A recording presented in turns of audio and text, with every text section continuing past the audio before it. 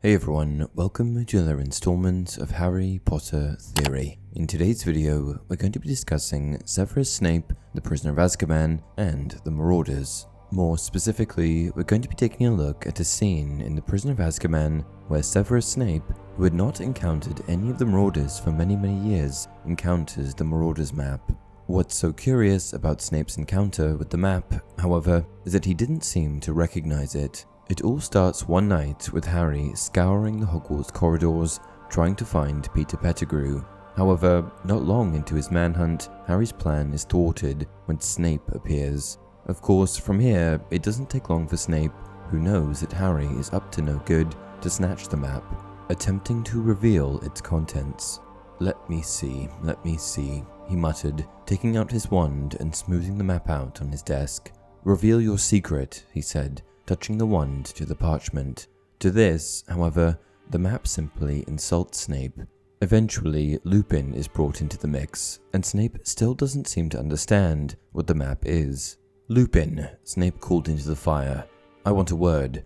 Utterly bewildered, Harry stared at the fire. A large shape had appeared in it, revolving very fast. Seconds later, Professor Lupin was clambering out of the fireplace, brushing ash off his shabby robes.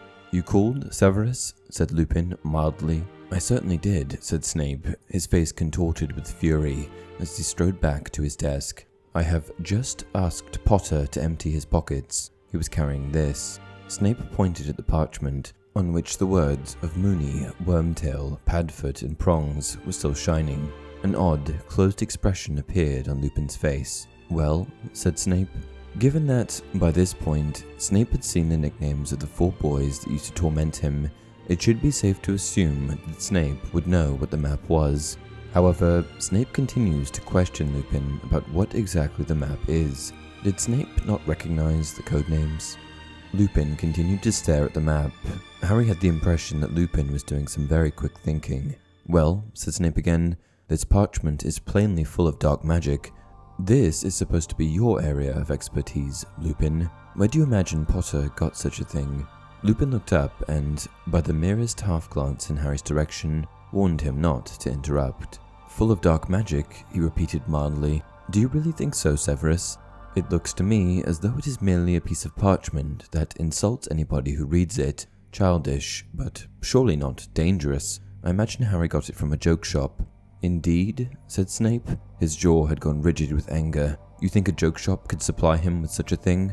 You don't think it more likely that he got it directly from the manufacturers?"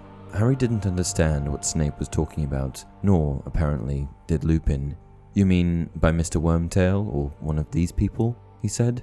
"Harry, do you know any of these men?" "No," said Harry quickly.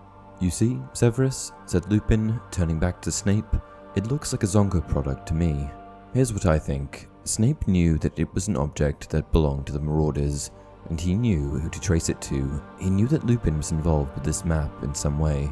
This is why he says, you don't think it more likely that he got it directly from the manufacturers? However, that certainly doesn't mean that Snape would know what the map actually was. The map was wiped clean before Snape got to it, and it was effectively designed to repel people like Snape. As smart as Snape was, this was an object that he knew very little about. And that's it for this video. If you enjoy the content, please like the video and subscribe to the channel. Until next time, you're Wizard Harry.